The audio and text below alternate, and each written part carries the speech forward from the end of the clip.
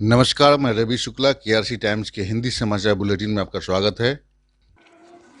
केंद्रीय मंत्री सर्बानंद सोनोवाल पहुंचे भारतीय अंतर्राष्ट्रीय व्यापार मेला 2022 का आयुष पवेलियन और लिया आयुष आहार का स्वाद और आयुष को अपने जीवन में शामिल करने का संदेश दिया। आयुष पवेलियन के सभी स्टॉल्स पर पहुंचकर ली गतिविधियों की जानकारी और कहा, आयुष प्रणाली में है आरोग्य रहने का मंत्र।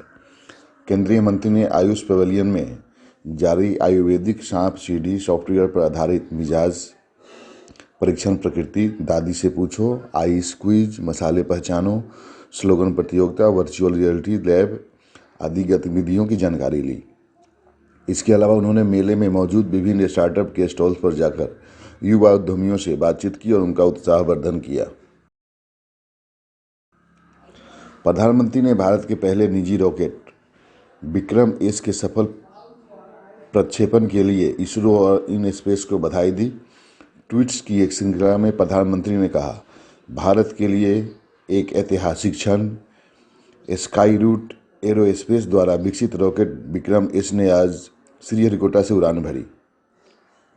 यह भारत के निजी अंतरिक्ष उद्योग की यात्रा में एक महत्वपूर्ण मील का पत्थर है। यह उपलब्धि हमारे युवाओं की अपार प्रतिभा का प्रमाण देती है, जिन्होंने जून 2020 के ऐतिहासिक अंतरिक्ष क्षेत्र के सुधारों का पूरा लाभ उठाया।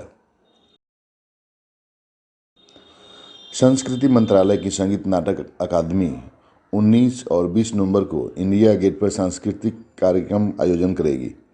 भारत सरकार के संस्कृति मंत्रालय के संगीत नाटक अकादमी की ओर से आज यानी 19 और 20 नवंबर को इंडिया गेट लॉन में विभिन्न कार्यक्रमों का आयोजन किया जाएगा।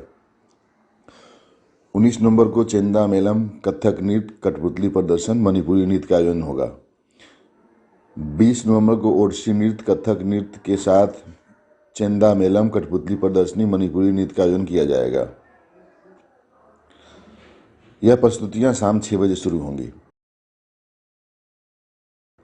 धर्मेंद्र प्रधान ने शुक्रवार वाराणसी में चल रहे काशी तमिल संगम के दौरान महाकवि सुब्रमण्यम भारथियार के परिवार से मुलाकात की। अब तक के सबसे महान तमिल साहित्यकारों में से एक महाकवि भारथियार का काशी के हनुमान घाट के तट पर स्थित एक तीर्थ है। केंद्रीय शिक्षा मंत्री ने कहा कि सामाजिक न्याय और महिला सशक्तिकरण से संबंधित सुब्रमण्यम भारथियार के विचार अब पहले से कहीं अधिक प्रासंगिक हैं। उन्होंने कहा कि भारथियार के व्यक्तित्व को आकार देने में काशी की गहरी छाप रही है। उन्होंने कहा कि काशी तमिल समागम हमारी दो महान संस्कृतियों के बीच दार्शनिक एकात्मता और समानता का उत्सव है। उन्होंने यह भी कहा कि महाकवि हमेशा आने वाली पीढ़ियों के लिए प्रेरणा स्रोत बने रहेंगे। इलेक्ट्रॉनिक्स और सूचना प्रौद्योगिकी मंत्रालय ने डिजिटल व्यक्तिगत डेटा सुरक्षा विधेयक 2022 के मसौदे पर प्रतिक्रिया आमंत्रित की है। अध्यादेश के अनुसार प्रतिक्रिया 17 दिसंबर 2022 तक जमा की जा सकती है। इलेक्ट्रॉनिक्स और सूचना प्रौद्योगिकी मंत्रालय डिजिटल व्यक्तिगत डेटा और इसके संरक्षण के लिए विभिन्न पहलुओं पर विचार कर रहा है और डिजिटल व्यक्तिगत डेटा संरक्षण विधेयक 2022 शीर्षक से एक मसौदा विधेयक तैयार किया गया है। मसौदा विधेयक का उद्देश्य डिजिटल व्यक्तिगत डेटा के प्रसंस्करण के लिए इस तरह से प्रदान करना है जो व्यक्तियों के अपने व्यक्तिगत डाटा की रक्षा करने के लिए अधिकार और वैधानिक उद्देश्यों के लिए व्यक्तिगत डेटा का उपयोग करने की आवश्यकता है।